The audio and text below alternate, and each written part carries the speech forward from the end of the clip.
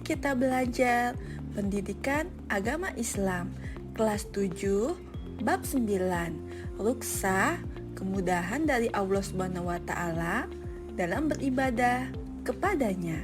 Materi ini sudah kurikulum merdeka ya.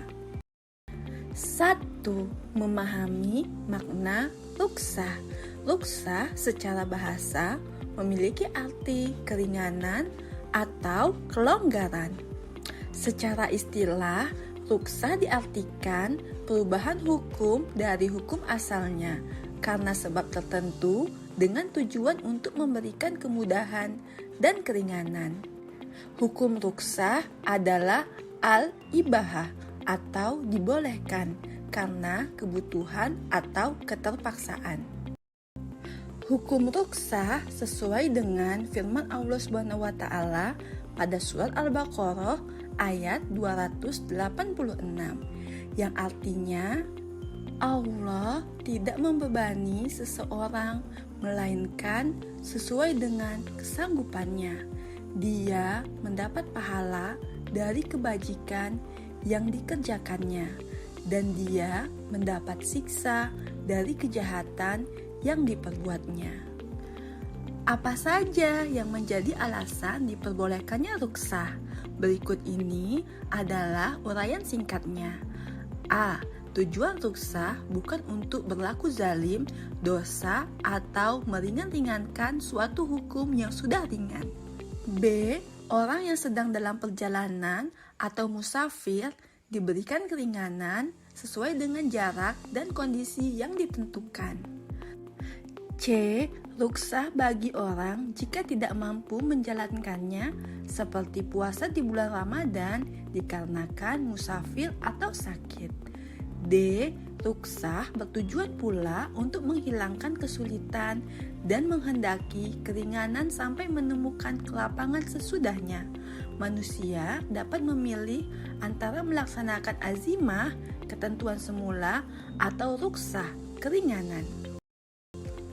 Rukhsah terbagi dua macam, yaitu A. Rukhsah yang mengandung istihsan atau kebaikan. Pelaksanaan azimah atau rukhsah dapat dipilih oleh seseorang. Apabila rukhsah yang dipilih itu lebih baik. Contohnya, musafir tidak berpuasa pada Ramadan. B. Rukhsah yang menggugurkan hukum azimah. Hukum yang awalnya haram dapat menjadi halal karena rukhsah dalam keadaan tertentu. Contohnya, meminum tuak atau memakan bangkai pada saat keadaan tertentu dapat dihalalkan. Hal ini didasari bahwa apabila perbuatan ini tidak dilakukan dapat membahayakan kesehatan atau bahkan nyawanya. 2. Rukhsah dalam sholat. Islam memberikan kemudahan bagi umatnya. Terkait dengan sholat, terdapat beberapa aturan yang mempermudah pelaksanaan sholat. Dalam perjalanan, sholat dapat dilakukan dengan cara diringkas atau digabung pada satu waktu. Kemudahan tersebut salah satunya diisyaratkan dalam Al-Quran pada surat An-Nisa ayat 101 yang artinya, dan apabila kamu bepergian di muka bumi, maka tidaklah mengapa kamu mengkosor sembahyangmu jika kamu takut diserang oleh orang-orang kafir. Sesungguhnya orang-orang kafir itu adalah musuh yang nyata bagimu. Ayat tersebut menjelaskan bahwa orang-orang yang sedang dalam perjalanan diperbolehkan untuk meringkas sholat. Berikutnya, menjamak sholat. Rasulullah Shallallahu Alaihi Wasallam pernah melakukan sholat jamak sebagaimana yang tertera pada hadis berikut, yang artinya dari Anas radhiyallahu an, apabila Nabi Shallallahu Alaihi Wasallam akan menjamak dua sholat dalam perjalanan, beliau mengakhirkan sholat zuhur hingga awal waktu asar. Kemudian beliau menjamak antara keduanya. Hadis riwayat Muslim. 3. 3. Kemudahan bagi orang tertentu dalam puasa. Puasa adalah salah satu ibadah yang bertujuan untuk mencapai ketakwaan. Setiap pahala dilipat gandakan oleh Allah Subhanahu wa Ta'ala pada bulan Ramadan. Lalu, bagaimana dengan orang yang tidak mampu melaksanakan ibadah puasa? Allah Subhanahu wa Ta'ala memberikan kemudahan untuk meninggalkan puasa, terutama pada orang-orang musafir, sakit, wanita yang haid atau nifas, wanita hamil atau menyusui, dan orang tua renta yang sudah tidak mampu lagi melaksanakan ibadah puasa. Untuk lebih jelasnya, mari kita baca uraian di bawah ini. A. Orang sakit. Yang disebut orang sakit di sini adalah mereka yang berat berpuasa karena sakitnya. Apabila mereka berpuasa, penyakitnya akan bertambah parah. Bagi mereka yang sakit, maka dapat mengganti puasa di hari lain apabila sudah sembuh. Apabila tidak ada harapan sembuh akibat penyakitnya, ia boleh menggantinya dengan membayar fidyah. Sebagaimana firman Allah Subhanahu wa Ta'ala dalam surat Al-Baqarah ayat 184 yang artinya, yaitu dalam beberapa hari yang tertentu, maka barang siapa di antara kamu ada yang sakit atau dalam perjalanan lalu ia berbuka, maka wajiblah baginya berpuasa sebanyak hari yang ditinggalkan itu pada hari-hari yang lain, dan wajib bagi orang-orang yang berat menjalankannya jika mereka tidak berpuasa membayar fidyah, yaitu memberi makan seorang miskin. Barang siapa yang dengan kerelaan hati mengerjakan kebajikan, maka itulah yang lebih baik baginya, dan berpuasa lebih baik bagimu jika kamu mengetahui. B. Orang yang sedang berpergian atau musafir. Mereka yang diperbolehkan meringkas sholat walaupun perjalanannya tidak sulit dan tidak memberatkan, boleh meninggalkan puasa. Orang-orang dengan pekerjaan dalam perjalanan secara terus-menerus seperti pengemudi taksi, kereta api, kru pesawat terbang, dan lain-lain diperbolehkan tidak melaksanakan puasa. Namun, mereka dapat mengganti puasanya di hari lain. C. Wanita haid atau nifas. Wanita yang haid atau nifas wajib meninggalkan puasa dan mengganti puasanya. Seorang wanita yang keguguran atau mengeluarkan darah saat hamil, kemudian dilakukan operasi agar janinnya keluar. Apabila janinnya sudah berbentuk manusia, kira-kira berumur lebih dari 80 hari, maka dihukumi nifas. Wanita tersebut hendaknya berbuka puasa dan pada hari lain mengganti puasanya. Tetapi jika janinnya belum berbentuk manusia atau kurang dari 80 hari, maka wanita tersebut tidak dianggap nifas dan ia wajib berpuasa. D. Wanita hamil atau menyusui. Kedua perempuan ini wajib mengganti puasanya sebagaimana orang yang sedang sakit. Jika khawatir puasa akan menjadi mudarat kepada dirinya sendiri dan pada anaknya, maka diwajibkan mengganti puasanya. Namun harus membayar fidyah kepada fakir miskin apabila hanya takut akan menimbulkan mudarat bagi anaknya. E. Orang tua renta yang tidak mampu menjalankan ibadah puasa. Orang tua yang renta dan tidak mampu lagi melaksanakan puasa dibolehkan meninggalkan puasa dan menggantinya dengan membayar fidyah. Fidyah diberikan berupa beras mentah atau sejenisnya seberat 1 mud atau 0,75 liter. Fidyah dapat diberikan pula berupa makanan jadi atau siap saji. Beberapa fakir miskin diundang sesuai jumlah hari yang ditinggalkan. Akan lebih utama bila beras tersebut ditambahkan lauk pauk. 4. Kemudahan pembayaran zakat. Bagi setiap muslim, zakat merupakan kewajiban. Zakat berfungsi membersihkan diri dan hartanya. Orang yang menunaikan zakat, selain melaksanakan perintah, ia pun berupaya untuk menyucikan diri dan hartanya dari kotoran dosanya. Selain itu, zakat mempunyai fungsi sosial, yaitu membantu masyarakat yang kurang mampu atau fakir dan miskin, juga kelompok lain sesuai dengan ketentuan syariat. Seperti halnya pada sholat dan puasa, pada zakat terdapat beberapa keringanan. Apa saja keringanan pada zakat? Berikut uraian ringkas mengenai hal ini.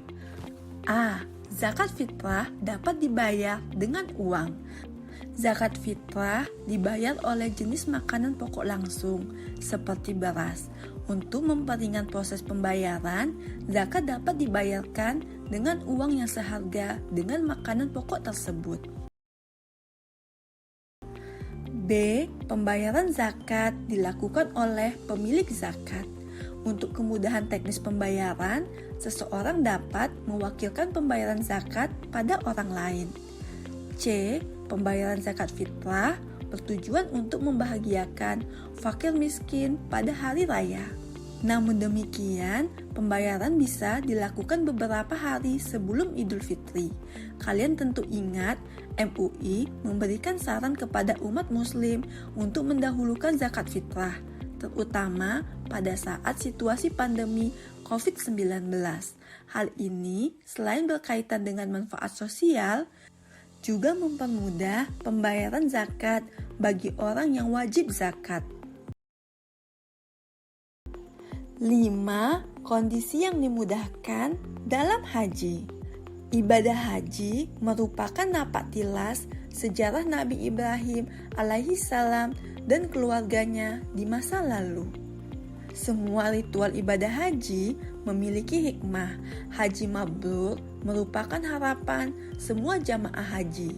Mereka berupaya mengubah tingkah laku menjadi lebih baik setelah kembali ke daerah asalnya. Ibadah haji terkesan berat untuk dilaksanakan, namun di dalamnya dapat ditemukan keringanan. Berikut ini adalah beberapa keringanan pada ibadah haji dan umroh. A. Ibadah haji diperuntukkan hanya bagi orang yang mampu.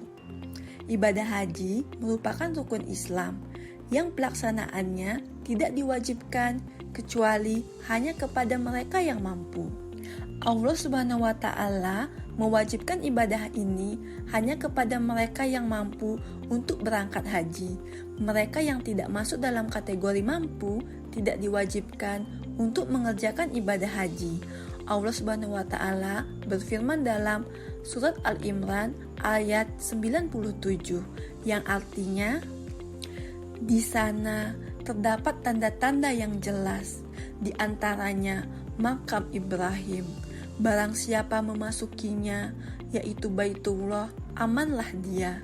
Dan di antara kewajiban manusia terhadap Allah adalah melaksanakan ibadah haji ke Baitullah, yaitu bagi orang-orang yang mampu mengadakan perjalanan ke sana. Barang siapa mengingkari kewajiban haji, maka ketahuilah bahwa Allah Maha Kaya, tidak memerlukan sesuatu dari seluruh alam. B. Haji dilaksanakan sekali seumur hidup. Ibadah haji diwajibkan hanya sekali dalam seumur hidup. Apabila akan melaksanakan ibadah haji lagi, maka hukumnya sudah tidak wajib lagi. C. Pelaksanaan ibadah haji boleh ditunda meski sudah mampu. Seseorang sudah masuk dalam kategori mampu, akan tetapi belum melaksanakan ibadah haji. Hal ini diperbolehkan. Rasulullah Shallallahu Alaihi Wasallam pada saat turunnya ayat tentang haji tahun ke-6 Hijriah. Tetapi Rasulullah Shallallahu Alaihi Wasallam baru melaksanakan ibadah haji pada tahun ke-10 Hijriah. pada situasi pandemi COVID-19 ini, ibadah haji dapat ditunda, walaupun sudah ada ketentuan untuk berangkat. Hal ini dilakukan untuk kemaslahatan umat. D. Melaksanakan ibadah haji boleh memilih tamattu, qiron, atau ifrad. Ibadah haji dipandang berat karena harus meninggalkan tanah air dalam jarak yang jauh dengan waktu yang lama. Akan tetapi, di balik itu terdapat kemudahan yang diperoleh. Tata cara pelaksanaan ibadah haji memberikan pilihan dan keringanan bagi jamaah haji, yaitu 1. Ifrad, yaitu haji dikerjakan terlebih dahulu, kemudian umroh. 2. Tamattu, yaitu umroh dikerjakan terlebih dahulu, kemudian haji. 3. Qiron, yaitu haji dan umroh dilaksanakan secara bersamaan. E. Pelaksanaan ibadah haji boleh dikerjakan orang lain. Kalian sering mendengar istilah badal haji atau al-hajj an al-ghair, melakukan ibadah haji untuk orang lain. Ibadah yang bisa diwakilkan oleh orang lain umumnya adalah ibadah yang bersifat muamalah atau setidaknya bernuansa materi. Ibadah haji bisa diwakilkan meski orangnya masih hidup, misalnya karena sudah tua atau dalam keadaan sakit. Ibadah haji itu dikerjakan oleh orang lain yang mewakilinya. Melontar jumroh. F. Pembayaran dam boleh digantikan dengan puasa. Pembayaran dam dalam ibadah haji dengan menyembelih kambing dapat diganti dengan puasa 3 hari di tanah suci dan 7 hari di tanah air. Orang yang melaksanakan tamattu dan qiron terkena kewajiban membayar dam. Namun, kalaupun tidak punya uang untuk menyembelih kambing, dendanya dapat diganti dengan berpuasa 3 hari di tanah suci dan 7 hari setelah kembali ke tanah air. G. Tidak bermalam di Mina. Bermalam di Mina untuk melontar jumroh bukan termasuk rukun haji, melainkan wajib haji. Melontar jumroh boleh tidak dikerjakan asalkan membayar dam. Nabi Shallallahu Alaihi Wasallam memberikan banyak keringanan kepada para sahabat yang tidak bisa ikut bermalam di Mina atau di Muzdalifah. H. Ibadah lain yang berpahala setara dengan melaksanakan ibadah haji. Allah Subhanahu wa Ta'ala melimpahkan kasih sayang dengan memberikan pahala yang berlipat ganda. Allah Subhanahu wa Ta'ala juga menyediakan pahala yang besar untuk ibadah yang terlihat kecil dan mudah. Orang yang belum mampu mengerjakan haji namun beramal dengan ikhlas dan istiqomah akan diberi pahala setara ibadah haji. Apa saja ibadah tersebut? Sholat berjamaah, selain diberi pahala 27 derajat, juga diberikan pahala ibadah haji apabila dilakukan secara istiqomah. Orang yang istiqomah melaksanakan sholat duha diberikan pahala pula seperti ibadah umroh. 6. Hikmah ruksah. Ruksah dalam Islam memiliki banyak hikmah. Di antaranya A. Mempermudah pelaksanaan syariat Islam. Agama tidak menghendaki kesukaran. Agama memperhatikan pelaksanaan amal sesuai dengan kemampuan. B. Pembuktian bahwa syariat Islam tidak kaku dan tidak pula ekstrim. C. Menguatkan istiqomah dalam ibadah dan cinta ajaran Islam. D. Mendorong sikap saling disiplin dan saling menghargai.